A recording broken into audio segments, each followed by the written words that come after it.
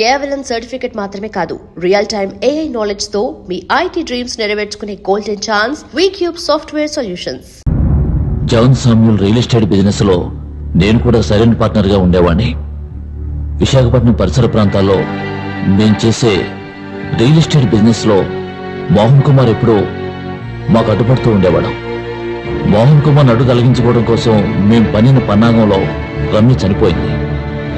ఒక suicide note ను రాయించి దాని ద్వారా మోహన్ కుమార్ ని ఇరికించాలని నేను జాన్ సామ్యూల్ నిర్ణయించుకున్నాం. ఎస్పీ జేమ్స్ జోసెఫ్ ని జాన్ సామ్యూల్ ని మేము అరెస్ట్ చేశాం. రమ్య ఆత్మహత్య గల కారణం ఏంటో మీరు కనిపెట్టారా? ఎస్, మీ ప్రశ్నలకు సమాధానం చెప్పడానికి మిస్టర్ శ్యామ్ ప్రసాద్ ఇక్కడికి రమ్మన్నాను.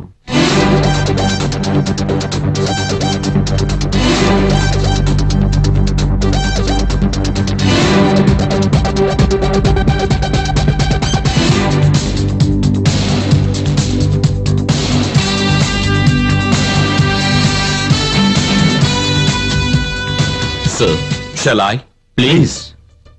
రమ్య ఆత్మహత్య కేసుకు సంబంధించి తలెత్తిన ఎన్నో ప్రశ్నలలో 2 ప్రశ్నలకు సమాధానం కోసమే మీరు ఎదురు చూస్తున్నారు. ఒకటి, ఆ సూసైడ్ నోటీస్ రమ్య రాయకపోతే మరి ఆ లెటర్ రాసింది ఎవరు అని. ఆ ప్రశ్నకు సమాధానం ఇప్పుడు మీకు తెలిసింది. రెండవది, రమ్య ఆత్మహత్య చేసుకోవడానికి కారణమేమిటి? ఈ ప్రశ్నకు సమాధానం నేను కాదు కదా, సాక్షాత్తు ఆ భగవంతుడే దిగొచ్చినా చెప్పలేడు. కారణం రమ్య ఆత్మహత్య చేసుకోలేదు, హత్య చేయబడింది.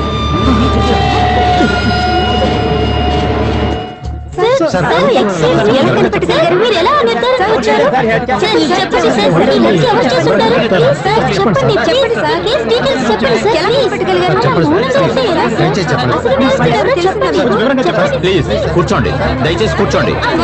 చెప్పేది మీకే. ప్లీజ్ మీరందరూ నిశ్శబ్దంగా ప్రశాంతంగా కూర్చోండి. ప్లీజ్ ఏం చెప్తున్నారో మీరందరూ వినండి. దయచేసి కూర్చోండి ప్లీజ్. మీ సందేహాలకి శ్యామ్ సమాధానాలు చెప్తారు. ముందు అతన్ని మాట్లాడనివ్వండి. సార్, ఏం జరిగింది? నిజం చెప్పండి. మోహన్ కుమార్ కాలేజ్ రాజకీయాల్లో తన ప్రతిభను చాటి బాగా వృద్ధిలోకి వచ్చినటువంటి ఒక యువ నేత, విద్యార్థుల ప్రియ అధ్యాపకుడు. రమ్య రాజకీయాలు మాత్రమే కాకుండా సమాజ సంఘటనలపై ఎంతో అభిరుచి కలిగినటువంటి మోహన్ కుమార్ పనిచేస్తున్న అదే కాలేజీలో చదువుతున్న విద్యార్థిని. ఎంతో సహజంగా మోహన్ పై తనకున్న ఆరాధన పెరిగింది. మోహన్ యొక్క రాజకీయ జీవితాన్ని అర్థం చేసుకున్న రమ్య తన కుటుంబ సభ్యుల్ని ఎదిరించి మరీ మోహన్ కుమార్ ని పెళ్లి చేసుకుంది.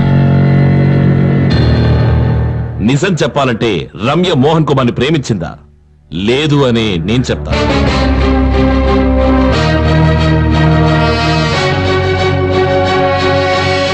రమ్యకు మోహన్ కుమార్ పై ఉన్నది ఒక రకమైన ఫ్యాసినేషన్ మాత్రమే. భవిష్యత్తులో మోహన్ కుమార్ మంత్రి అయితే దాని మూలంగా కలిగే సౌకర్యాల మీద, సౌలభ్యం మీద ఉన్న మోహం మాత్రమే.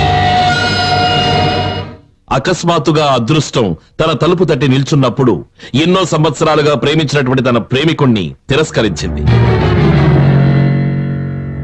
ఎస్ మిస్టర్ మోహన్ కుమార్, మీకు పరిచయం కావడానికి ముందే రమ్య మరొక వ్యక్తిని ప్రేమించింది. మోహన్ కుమార్ ని పెళ్లి చేసుకున్న రమ్యని బ్లాక్మెయిల్ చేస్తున్నటువంటి వ్యక్తి మాజీ ప్రేమికుడు. వాడి అంతు ఎలాగైనా తేల్చాలని రమ్య నిర్ణయించుకుంది. ఏ విధంగా రమ్య వాడిని దూరం చేయాలనుకుంది, ఎందుకని రమ్యను వాడు చంపాలనుకున్నాడు అనే ప్రశ్నలకు సమాధానంతో వాడు ఇక్కడే మన మధ్యలోనే ఉన్నాడు. మిస్టర్ శ్యామ్, ఎవరది? The most brilliant criminal I have ever come across my career, Sumesh. No sir, నేను కాదు, నాకేం తెలీదు. నాట్ సురేష్, సుమేష్.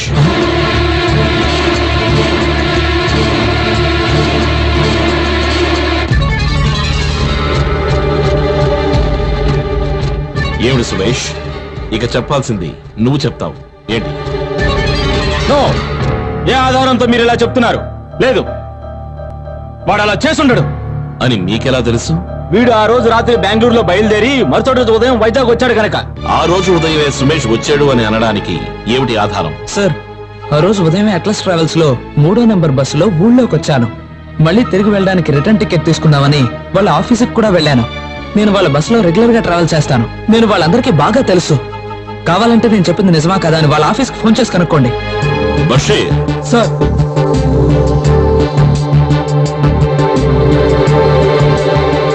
నీ పేరేంటి? వినోద్. నీకు సుమేష్ తెలుసా? తెలుసు సార్, నా రూమ్మేటే. ఇక్కడ ఉన్న ఇంకెవరికైనా సరే ఈ వినోద్ తో సంబంధ పరిచయాలు ఉన్నాయా?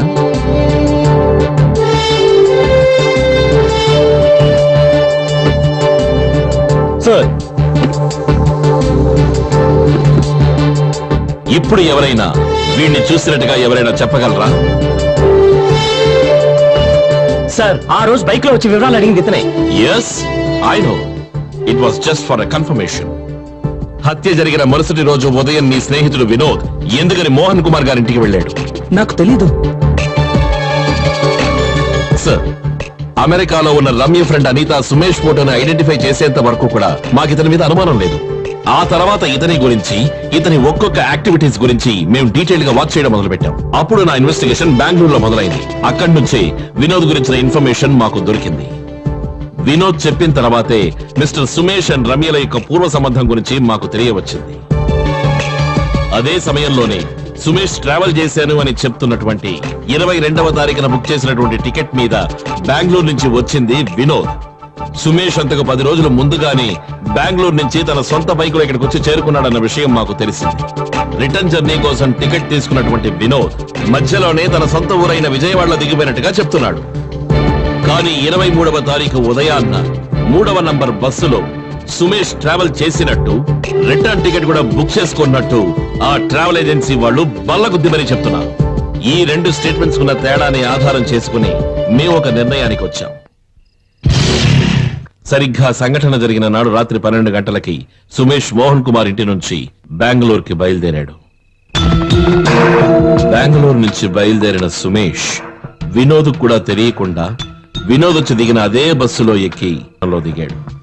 తను ఆ బస్సులోనే వచ్చాడు అని అందరినీ నమ్మించడం కోసమే సుమేష్ ట్రావెల్ ఏజెన్సీకి వెళ్లి రిటర్న్ టికెట్ బుక్ చేశాడు. సుమేష్ వేసిన ప్లాన్ సరిగ్గా జరిగిందో లేదో అని తెలుసుకోవాలన్న ఉద్దేశంతోనే ఆ మరుసటి రోజు ఉదయాన్నే వినోద్ ని మోహన్ కుమార్ ఇంటికి బైక్ లో పంపించాడు. లేదు, ఇది పచ్చి అబద్ధం. ఇంకెవరినో కాపాడడం కోసం నా మీద లేనిపోని నిందలు వేస్తున్నాడు. అన్నయ్య, నేను నిరపరాధిని. వీళ్ళు ఏదో కుట్ర పన్నుతున్నారు. ఇంకా నువ్వు అంగీకరించడానికి సిద్ధంగా లేవు కదూ? ఒప్పుకోవాలా? నేనెందుకు ఒప్పుకోవాలి? నేను చెయ్యని నేరాన్ని నేనెందుకు ఒప్పుకోవాలని? So please, you'll have to excuse me now. Arvind, వాడిని ఎక్కడికి తీసుకెళ్తున్నారు? నాకు అది తెలియాలి. చూడండి, మీరు వారి చేత బలవంతంగా నేరం ఒప్పించాలని చూస్తే దానికి నేను ఒప్పుకోను. సార్, ఏం జరుగుతుంది సార్ ఇక్కడ? మీరు కూడా చూస్తూ ఊరుకున్నారేంటి? కమాన్ సుమేష్, నువ్వు ఎంత ప్రయత్నించినా ఇక తప్పించుకోలేవు. నువ్వే ఈ హత్య చేసావని మాకు బాగా తెలుసు. దీనికి కావాల్సిన సాక్ష్యాలన్నీ మా దగ్గర ఉన్నాయి. నో, మీ దగ్గర ఎటువంటి సాక్ష్యాలు లేవు. ఎందుకంటే ఏ నేరమో నేను చేయలేదు కనుక. You are psychic. నిజానికి రమ్య పైన నీకున్నది స్వచ్ఛమైన ప్రేమ కాదు, చెప్పలేనటువంటి ఒక విధమైన ఆవేశం. నువ్వు నిజంగానే ప్రేమించుంటే ఆమెను చంపేవాడి కాదు. అలాంటి అమాయకురాల్ని నీకెలా చంపాలనిపించిందిరా? అమాయకురాల, దుర్మార్గురాలు. చంపేశాను, నేనే చంపేశాను. అది ఈ పబ్లిక్ ముందు ఒప్పుకుంటాను అనుకుంటున్నారా? నేనేమో తెలివి తక్కువ అనుకున్నారా? ఇందాక నువ్వు చెప్పావు కదా, ఏవో సాక్ష్యాలు నీ దగ్గర ఉన్నాయని. మీ దగ్గర ఎటువంటి సాక్ష్యాలు లేవని నాకు తెలుసు. ఎందుకంటే ఈ హత్య నేనే చేశానని 3వ కంటికి కూడా తెలియదు. నాకు మాత్రమే తెలుసు. నిన్ను చంపైన నిరూపిస్తారా? నిరూపించలేవు. మీ బాబు కూడా నిరూపించలేడు.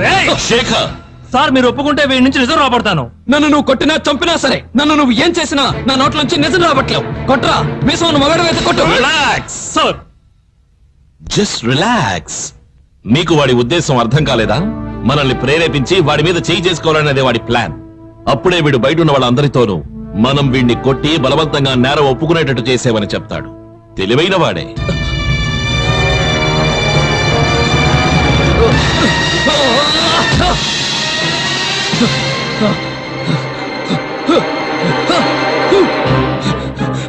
సార్, నన్ను కాపాడండి. బలవంతాన్ని నా చేత ఈ నేరం ఒప్పించాలనుకుంటున్నాడు. చూడండి, మీరందరూ చూస్తున్నారుగా, రక్తం వచ్చేట్టు నన్ను కొట్టి ఆ నేరాన్ని ఒప్పుకోమని చెప్తున్నాడు. అన్నయ్య, నేను ఈ నేరం ఒప్పుకోకపోతే నన్ను చంపేస్తానని బెదిరిస్తున్నాడు. అన్నయ్య, నువ్వే నన్ను ఎలాగైనా కాపాడాలి. దుర్మార్గురాలు, చంపేశాను, నేనే చంపేశాను. ఈ పబ్లిక్ ముందు ఒప్పుకుంటాను అనుకుంటున్నారా? నేనెవరో తెలివి తక్కువ అనుకున్నారా? ఇందాక నువ్వు చెప్పావు కదా, ఏవో సాక్ష్యాలు నీ దగ్గర ఉన్నాయని. మీ దగ్గర ఎటువంటి సాక్ష్యాలు లేవని నాకు. వీడొక సామాన్యమైన క్రిమినల్ కాదు, తనే స్వయంగా ఒక హత్యా పద్ధతిని కనిపెట్టి దాన్ని అత్యద్భుతంగా ఎగ్జిక్యూట్ చేసినటువంటి ఒక పర్వర్టెడ్ జీనియస్. అది ఎవరికీ తెలిసే ఛాన్సే లేదన్న అమిత ఆత్మవిశ్వాసమే ఇతని పథకం వెనుకున్న ముఖ్యాంశం. I know how you did it. నమ్మలేకపోతున్నావు కదా?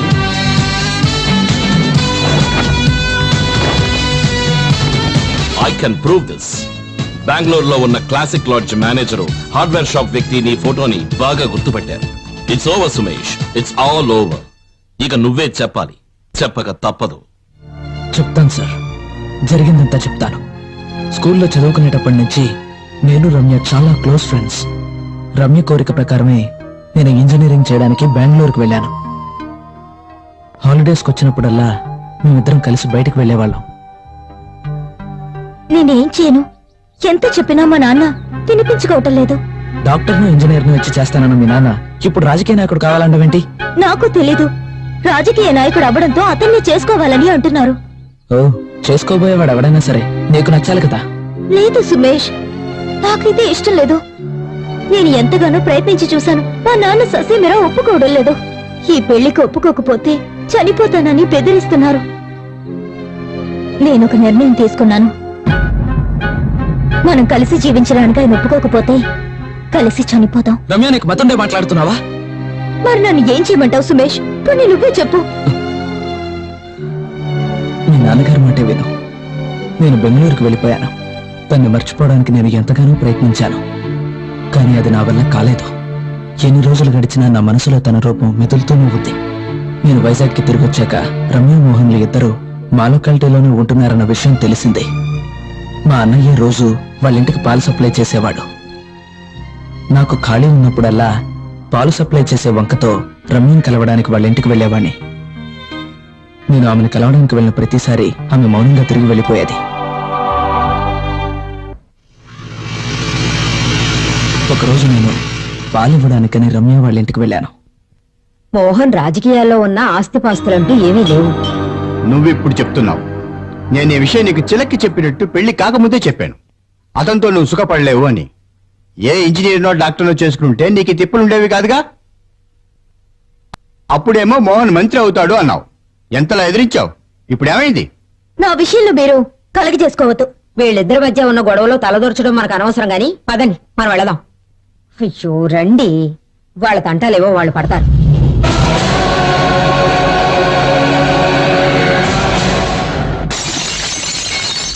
ఆ సంఘటన జరిగిన తర్వాత నేను బెంగళూరుకి తిరిగి వెళ్ళిపోయాను. నేను ఎంతగానో ప్రేమించిన రమ్య నన్ను మోసం చేసిందని తెలియగానే నేను కుమిలిపోయాను. ఆ సమయం నుంచి నేను మానసికంగా కృంగిపోయాను. డ్రగ్స్కి అలవాటు పడ్డాను. పోనీరా, మర్చిపో. అది కాకపోతే ఇంకొకటి. కానీ ఇక మీదట నువ్వు ఒక విషయం గుర్తుంచుకో సుమేష్, ఇక మీదట నువ్వు అమ్మాయిని నమ్మకురా. తన్ని కోల్పోయానన్న బాధతో నేనుండగా తను ఇంకొకరిని పెళ్లి చేసుకోవడం చూస్తూ నేను తట్టుకోలేకపోతున్నాను. రేయ్, నీకు కావాలంటే దాన్ని ఏదో ఒకటి చేసేయి. అప్పుడు నీ బెంగ తీరుతుంది.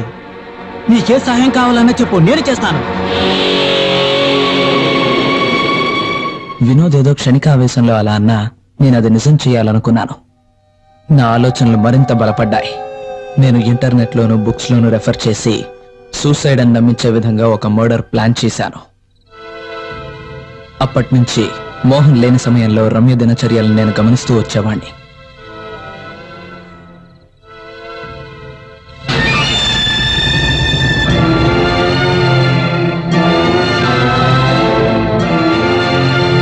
వాళ్ళింటి కిచెన్లో వాళ్ళు దాచిన కీని దొంగలించి దాని డూప్లికేట్ కి తయారు చేయించాలనుకున్నాను. ఆ డూప్లికేట్ కి చేయించిన తర్వాత ఆ ఇంటి మాస్టర్ ప్లాన్ తయారు చేయాలని నేను అనుకున్నాను. 2 రోజులు గడిచాక డూప్లికేట్ కి నా చేతికొచ్చింది. ఆ తర్వాత ఒరిజినల్ కి తీసిన చోటే పెట్టేశాను. ఈ హత్యా పథకాన్ని తయారు చేసి అమలుపరచడానికి ఎంతకాలం పట్టింది? 2.5 years. సి 2.5 సంవత్సరాలు. A long 2.5 years. That shows his deep vendetta and his commitment, which makes him a very dangerous criminal. The plot was set, sir, and he was waiting for an opportunity. అప్పుడే Mohan Kumar by election కోసం nominate చేశారు. ఇదే సరైన అవకాశమని నిర్ణయించుకున్నాడు. 12వ తారీఖు బెంగళూరు నుంచి సొంత bike లో బయలుదేరిన సుమేష్ మధ్యలో ఒక లాడ్జ్ లో బస చేశాడు. ప్రతిరోజు ఉదయం లాడ్జ్ నుంచి బయలుదేరే ఇతడు రాత్రి అయ్యేసరికి మోహన్ కుమార్ ఇంటికి చేరుకునేవాడు. 22వ తారీఖున మోహన్ కుమార్ పొరుగురికి వెళుతున్నాడని తెలిసిన ఇతడు బెంగళూరులో ఉన్న వినోద్కి ఫోన్ చేసి అదే రోజున తన పేరున ఒక టికెట్ తీసుకుని విశాఖపట్నానికి రమ్మని చెప్పాడు. 22వ తారీఖు ఉదయాన్నే సుమేష్ లాడ్జ్ నుంచి బయలుదేరాడు. టెరసుపై ఉన్నటువంటి నాచు మీద తన ఫుట్ ప్రింట్స్ పడతాయన్న ఉద్దేశంతో లాడ్జ్ పక్కనే ఉన్న ఒక కొట్లో 12వ నంబర్ సైజుతో జత చెప్పులు కొనుక్కున్నాడు.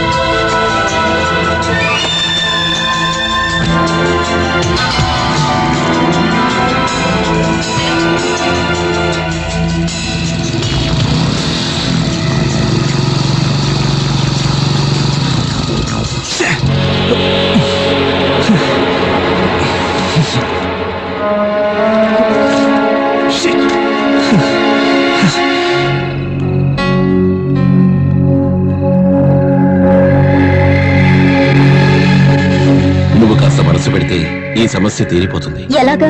నీ నగలు తాకట్టు పెట్టడానికి ఇస్తే చాలు. ఓహో, అయితే మీ మనసులో ఉద్దేశం అదనమాట. మీరు ఏమనుకున్నా సరే నాకు బాధ లేదు. నేను మాత్రం నా బంగారాన్ని ఇవ్వను. నీకు నా పైన నమ్మకం లేదా? ఎలా నమ్మమంటారు? మీ నాన్న ఎలా డబ్బు సంపాదించాడో ప్రజలందరికీ కూడా తెలుసు. మీ దృష్టిలో మా నాన్న దుర్మార్గుడే అయి ఉండొచ్చు, కానీ ఆయన నాకు దేవుడు. తండ్రి పేరు తెలియని మీకు ఆ విలువ తెలుసు.